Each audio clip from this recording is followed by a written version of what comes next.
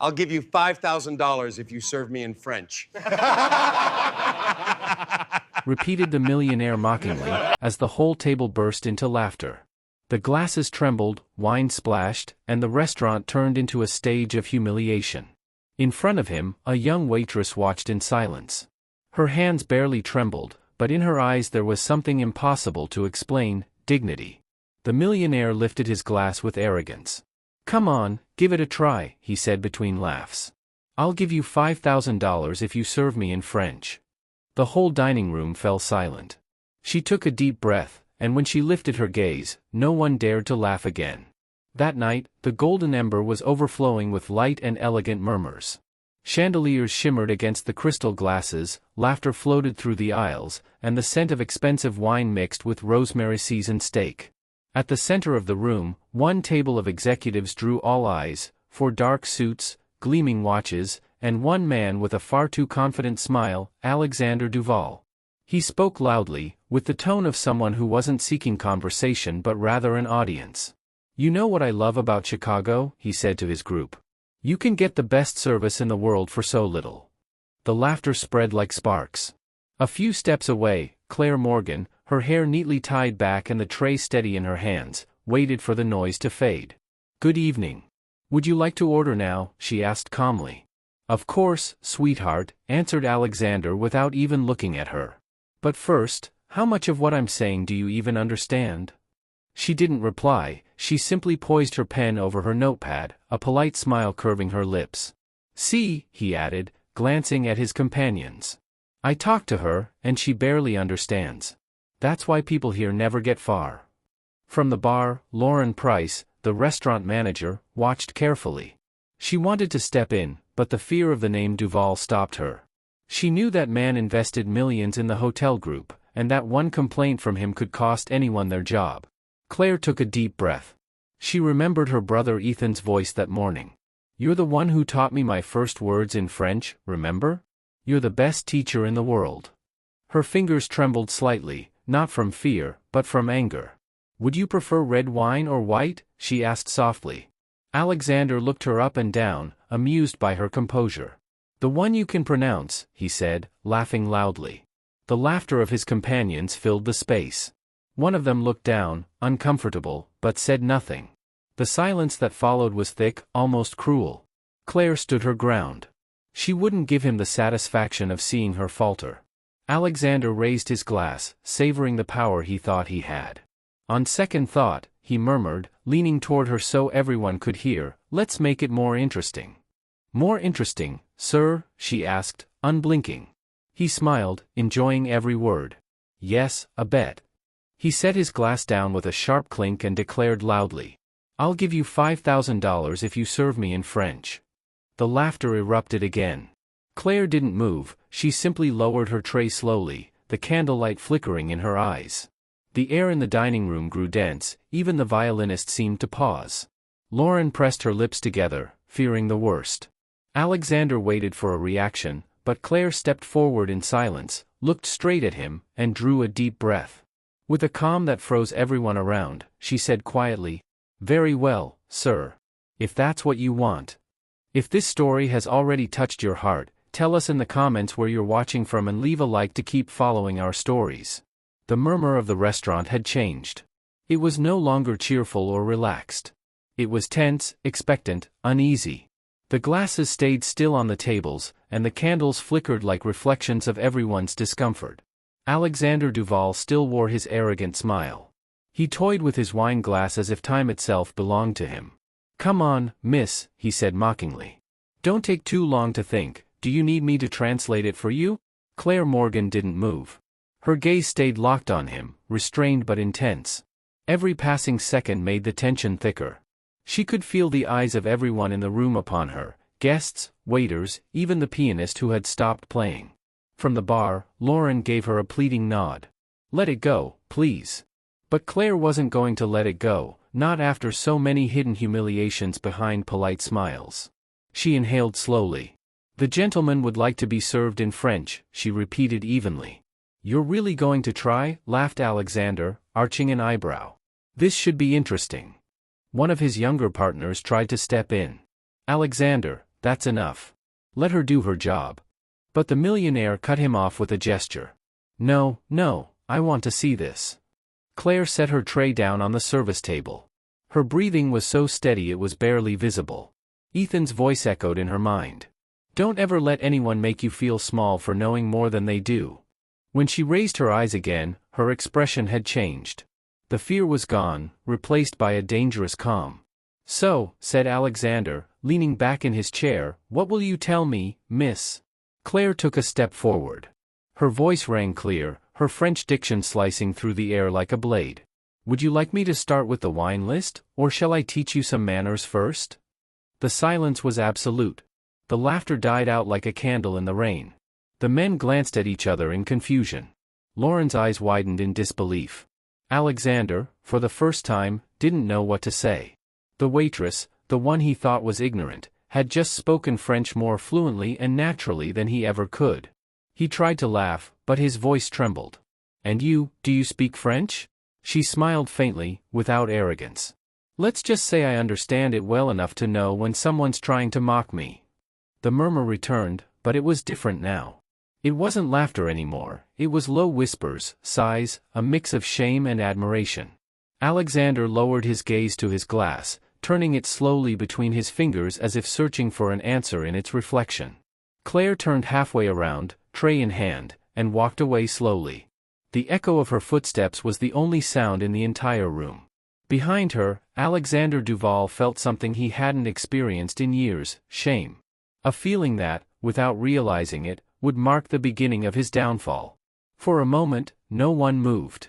All eyes went from Alexander to Claire, from Claire to the empty glass, trying to make sense of what had just happened.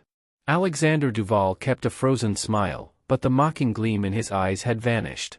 Clearing his throat, he tried to turn it into a joke.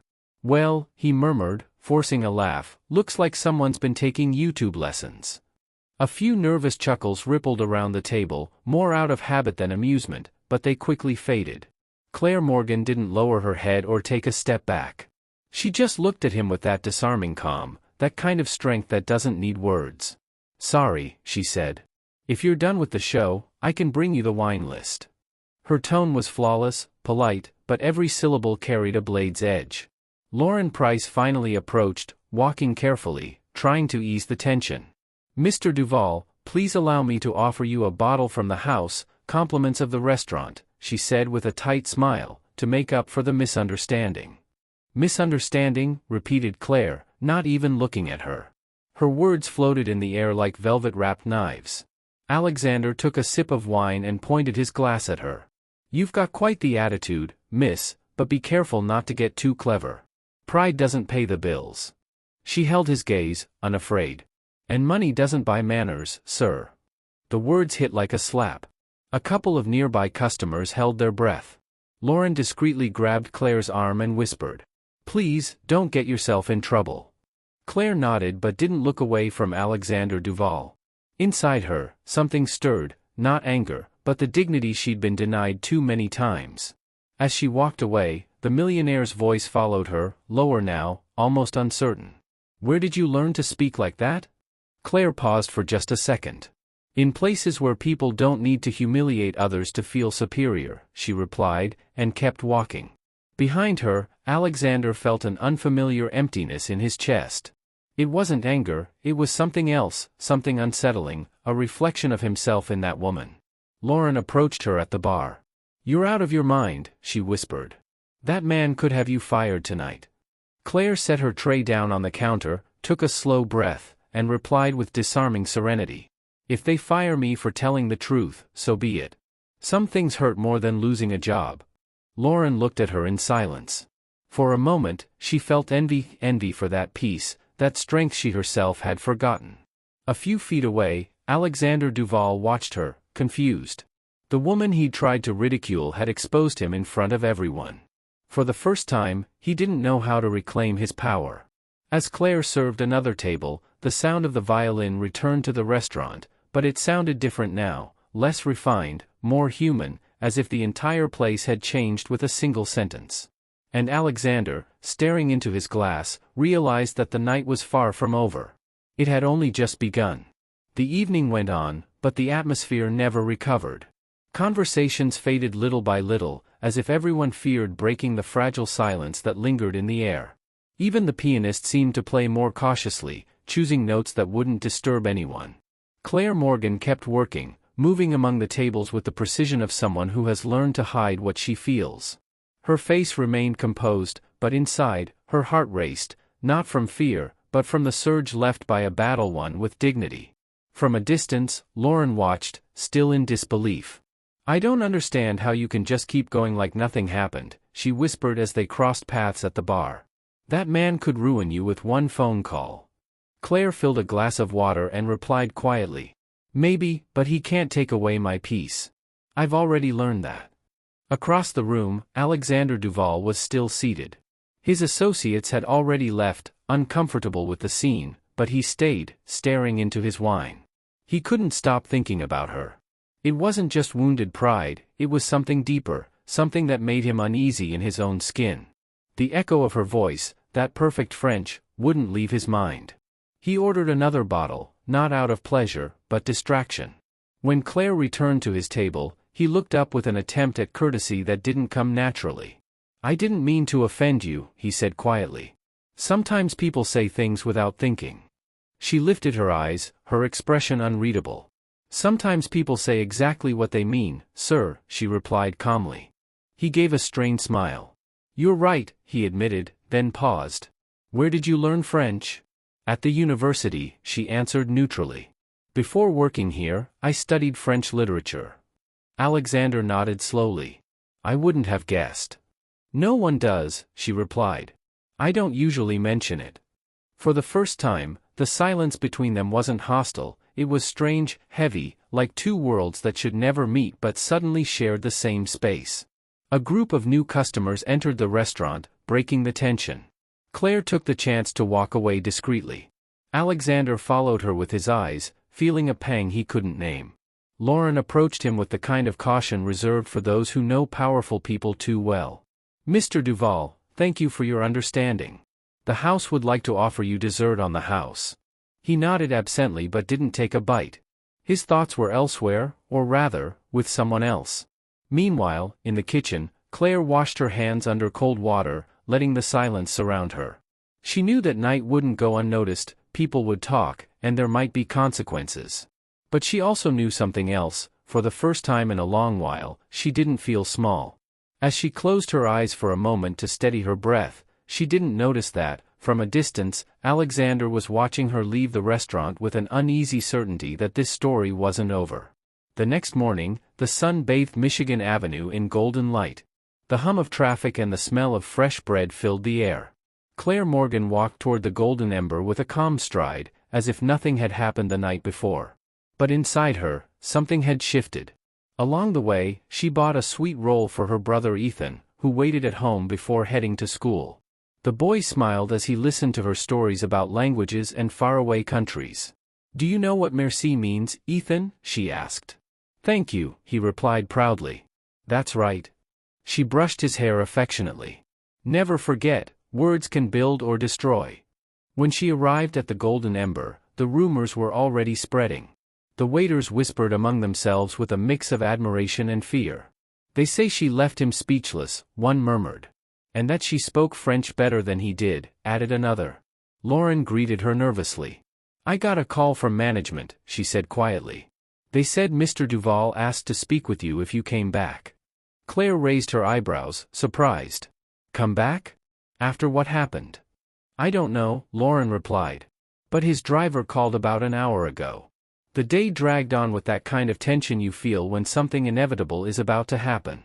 At 2 in the afternoon, a black car stopped in front of the restaurant. Alexander Duval stepped out, dark suit, sunglasses, composed expression. He entered without looking at anyone and requested a table in the corner, away from curious eyes. The staff exchanged uneasy glances. Lauren approached cautiously. "Would you like me to assign another server, sir?" "No," he said firmly. "I want her to serve me." Claire watched him from afar.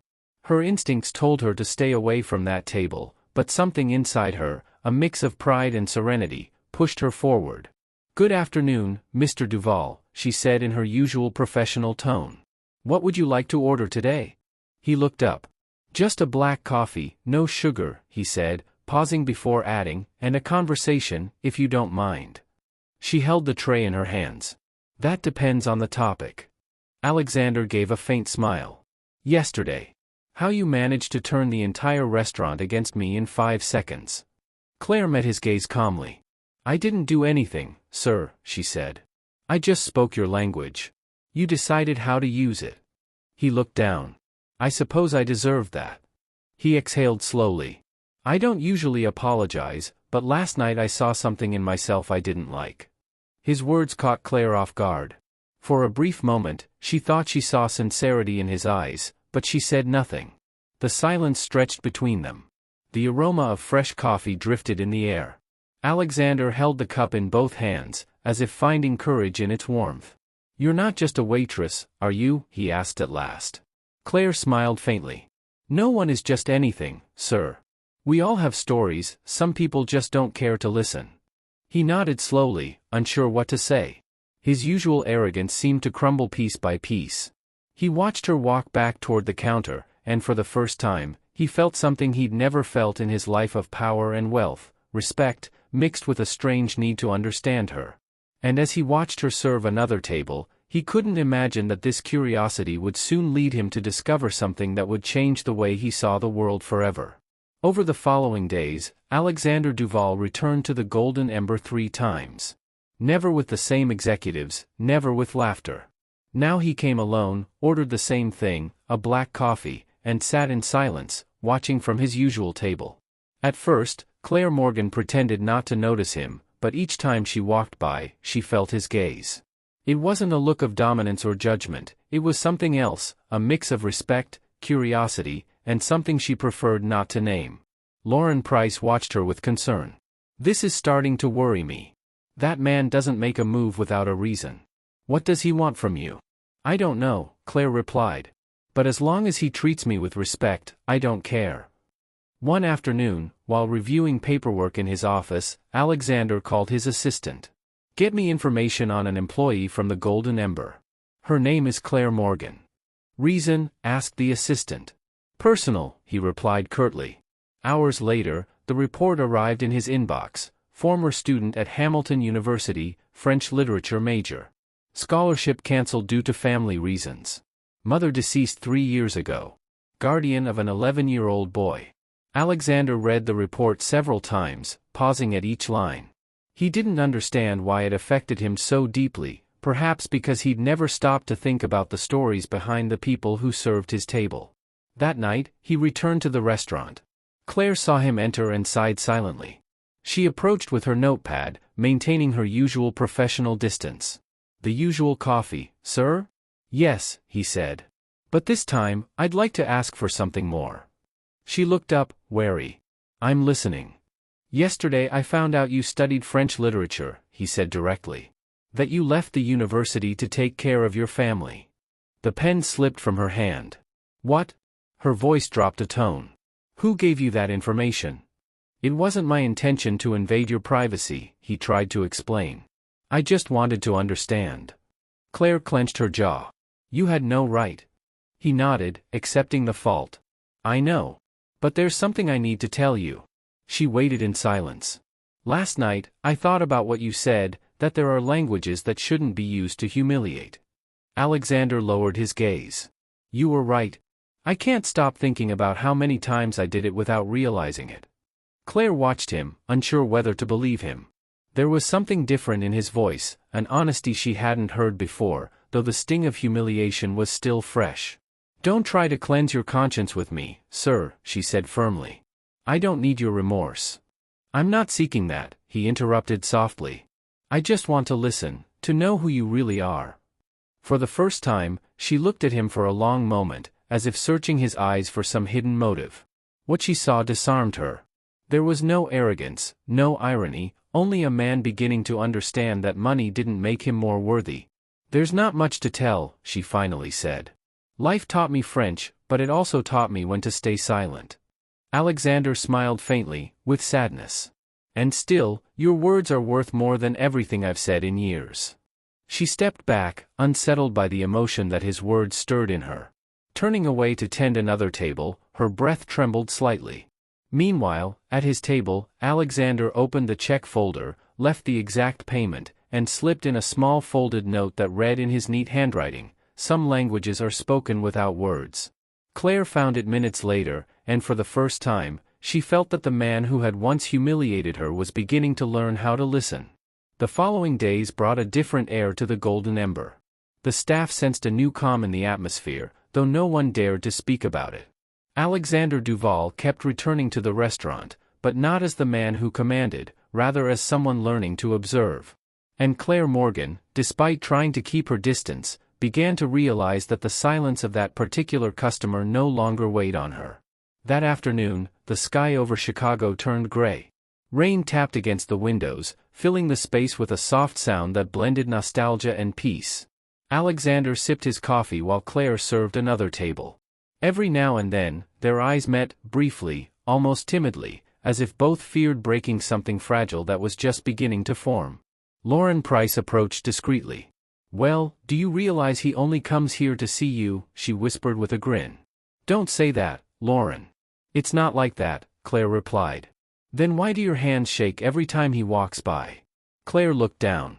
She didn't want to admit that, deep down, something inside her had changed. It wasn't attraction, at least not yet. It was something harder to define, the feeling that, for the first time, someone looked at her without underestimating her. That evening, the restaurant received an unexpected visitor, Mrs. Harrison, the owner. An elegant woman with a steady voice, accustomed to control. Her mere presence was enough to make everyone straighten their posture. "I need to speak with you in private," she said quietly. Minutes later, in the back office, the conversation grew tense. "I've received comments about an incident with Mr. Duval," Mrs. Harrison began, "and now I'm told he comes here every day to see you." Lauren swallowed hard. "There's nothing inappropriate, ma'am. Just a misunderstanding that's already been resolved." "I hope so," the owner replied. "We can't allow the restaurant's image to be compromised." That same night, Claire was called into the office. Mrs. Harrison greeted her with a polite smile. "Miss Morgan, you're an excellent employee, but I must remind you of something. Here, we serve. We don't build relationships with clients." Claire stood tall. "There's no relationship, ma'am, just respect." "I hope that's true," Mrs. Harrison replied. "Though sometimes, good manners can be mistaken for interest." When Claire left the office, her chest felt tight. Lauren was waiting outside. "Did she scold you?" she asked. "No, worse. She was polite." That night, as Claire packed her things, she felt someone approach. It was Alexander, standing by the door. "I heard they called you in," he said seriously. "Did you get in trouble because of me?" "Nothing I can't handle," she replied without looking at him. "I'm used to being judged by what others think." Alexander took a deep breath. "I don't want to be one of those others." "Then don't be, but don't try to save me either. I don't need rescuing, Mr. Duval." Her tone wasn't hostile, just honest. Alexander nodded, accepting the boundary. "I understand. But even so, if you ever decide to tell me your story, I promise I'll listen to it all, without interrupting." Claire looked at him for a moment, and something in her expression shifted. It wasn't distrust, it was that mix of surprise and tenderness that appears when someone begins to lower their guard. Outside, the rain kept falling, washing the streets and blurring the lights. And amid the sound of water and shared silences, both felt something neither dared to name. That night, as Claire locked up the restaurant, she thought of her mother, of Ethan, of everything she'd lost. And for the first time in a long while, she didn't feel alone. What she didn't know was that the next day, someone else would enter her life and test everything that had just begun to heal. Dawn brought a different kind of air. The local newspapers buzzed about a new hotel investment in Chicago, and Alexander Duval's name was on every front page. His image, the perfect businessman, the man of success, was shining again. But behind that magazine smile, something had changed. His mind was still trapped in that restaurant, in the voice of the woman who had faced him with dignity. That same morning, Claire Morgan arrived early at the Golden Ember. The atmosphere was tense. Some employees looked at her with curiosity, others with pity. Lauren intercepted her before she could enter the kitchen. Okay, we've got a problem. What happened? Claire asked, worried. A journalist was outside earlier. They're asking around about you and Mr. Duval. Claire froze. About me? Why? She asked, confused.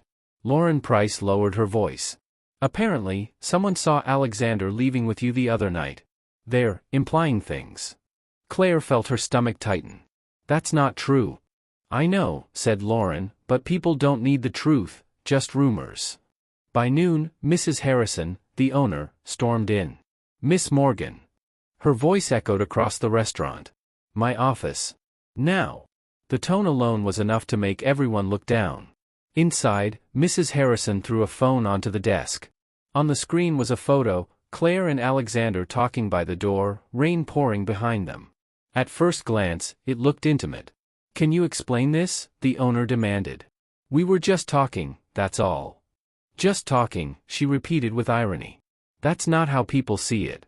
Do you understand what it means to have the head of a major hotel group linked to a waitress? Claire took a deep breath. I can't control what others invent, ma'am. Mrs. Harrison crossed her arms. I'm afraid you can control whether you stay here. Are you telling me I'm fired? I'm telling you I need to protect the restaurant's reputation, even if it costs me mine. The owner didn't answer further. The silence was enough. Claire left with tears welling in her eyes. Lauren hugged her tightly without saying a word, but before she could leave, a firm voice echoed from the entrance. She's not going anywhere. Everyone turned. Alexander Duval stood there, his expression serious, the arrogance gone from his eyes. Mrs. Harrison stared, stunned. Mr. Duval, I wasn't expecting you. I can see that, he replied calmly. But I came just in time. His gaze fixed on Claire. Any issue with her is my concern. Mrs. Harrison tensed. Sir, with all due respect, this restaurant can't. This restaurant, he interrupted, placing his hands firmly on the desk, belongs to Duval Hotels and Resorts as of 2 weeks ago. So yes, it can. The silence was immediate. Lauren covered her mouth in shock. Mrs. Harrison lowered her gaze. I wasn't aware you'd acquired ownership, Mr. Duval. Well, now you are, he replied. And you also know that no one is going to touch Miss Morgan. Claire stood frozen. She didn't know whether to see this as protection or another form of humiliation. I didn't need you to defend me, sir, she said, her voice trembling. He looked at her, a restrained tenderness in his eyes. I know. But I couldn't stand by while others did what I once did. For a moment, everything stood still. Mrs. Harrison nodded quietly and walked away, defeated. Lauren grasped Claire's hand, emotional, while Alexander, without another word, turned and stepped out into the light drizzle that had begun to fall. From the doorway, Claire watched him. Through the rain, she saw him stop and lift his face toward the sky, as if seeking forgiveness from the clouds. That was the first time she truly understood that the man who had humiliated her was beginning to change. The rain didn't stop all afternoon. The gray sky hung over the city, and traffic crawled slowly along Michigan Avenue. Claire Morgan walked under her umbrella, her mind a storm of thoughts. Alexander's words echoed in her head, I couldn't stand by while others did what I once did. She didn't know what to feel, gratitude, anger, confusion. For the first time in years, someone had defended her, but that someone was the same man who had caused her pain. When she arrived home, Ethan ran to hug her. Guess what? I got a perfect score in French today, he said excitedly, holding up his notebook. She smiled, running her hand through his hair. I knew you could do it. My teacher said I pronounce words just like you. Claire laughed, and for a moment, the fatigue vanished. But as she glanced out the window, she saw a car parked across the street. It was black, discreet, with a driver who didn't take his eyes off the building. Her heart skipped. She cracked the window slightly. The driver stepped out and handed an envelope to the building attendant, who then brought it upstairs. This is for you, Miss Morgan, the woman said. A gentleman left it. Claire hesitated before opening it. Inside was a handwritten note. I know you don't trust me, and I understand. But there's something I need to tell you, and I'd rather you hear it from me than anyone else. Tomorrow at 5 in the afternoon, there will be a scholarship presentation at the Duval Foundation. Your name is on the list. Come only if you truly wish to. Claire stood in silence, her heart pounding. She didn't know whether to feel flattered or invaded. Part of her wanted to tear up the letter, another part couldn't stop staring at it. The next morning, she went to work. Lauren greeted her with a mix of excitement and concern. "You read the letter, didn't you?" she whispered. "They say it's for a scholarship." "I'm not going," Claire replied. "Why not?" "Because I don't need charity." But by 5 in the afternoon, as the sky began to clear after the storm, her steps carried her, almost without realizing it, to the building of the foundation. She didn't know why she was there, perhaps curiosity, perhaps intuition. The hall was spacious, filled with white flowers and stained glass light. Alexander stood on the stage, surrounded by members of the press. His voice sounded different, calmer, human. "This scholarship," he said, "is not meant for those who were born with opportunities, but for those who create them through effort. People who, even when life shuts doors, keep learning, keep teaching." Claire listened from the back of the room, her gaze fixed on him. Alexander lifted a golden envelope. "The first recipient of this program is someone who reminded me of the true meaning of respect. Someone who, without realizing it, gave me the most important lesson of my life. Please welcome Claire Morgan." The audience applauded. She didn't move. Her legs trembled, her heart raced. Lauren, who had come with her, nudged her gently. "Go, it's okay. It's your moment." She walked onto the stage amid applause and lights. Alexander handed her the envelope with trembling hands. She took it, but couldn't meet his eyes. "I didn't do anything to deserve this," she said softly. "Yes, you did," he replied. "You taught me the value of what can't be bought." The audience applauded again, unaware of the story behind those words, but they both understood. It was the story of a wound that began as humiliation and ended as forgiveness. Claire stepped down from the stage, the envelope in her hands, unsure whether to thank him or cry. When she turned to look at him one last time, she saw something in Alexander's eyes that completely disarmed her: truth. The echo of applause still filled the air as Claire Morgan walked out of the Duval Foundation building. The cool afternoon breeze touched her face, and for the first time in a long while, she breathed without fear. The envelope with the scholarship rested in her hands, but the real weight she felt wasn't paper, it was the weight of choice. Alexander Duval caught up with her on the sidewalk. No bodyguards, no suit, none of that arrogance that used to define him. Just a tired man, changed. "Claire," he said calmly, "I didn't expect you to come." "Neither did I," she replied with a small smile. "But sometimes you have to see whether people really change, or just say they do."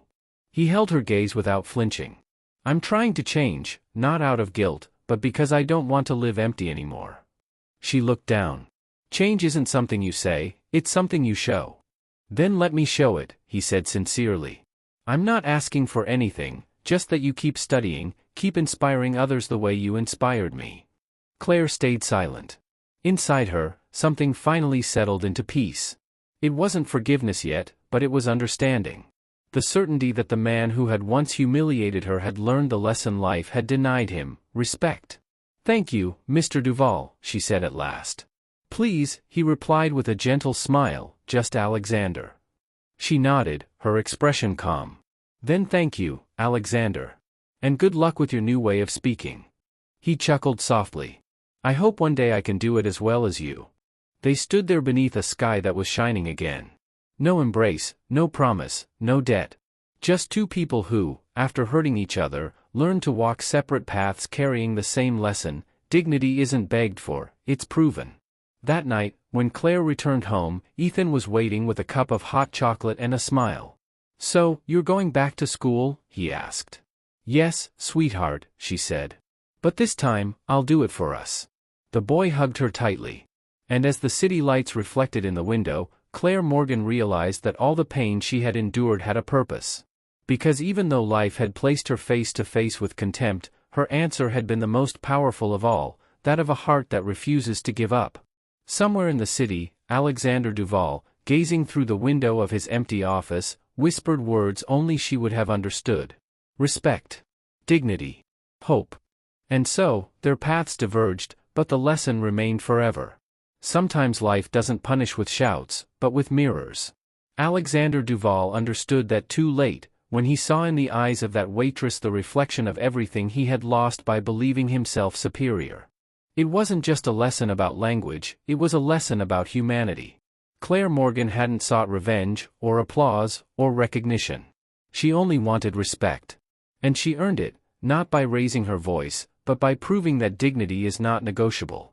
He learned that power without humility is just noise. She learned that silence can also be a form of strength. And though they walked separate roads, both were marked by the same truth. Sometimes the person who comes to humiliate you becomes the one who teaches you to face yourself. Perhaps destiny brought them together only for that, to remind us that a word can wound, but it can also heal. That respect costs nothing, yet it's worth more than $5,000.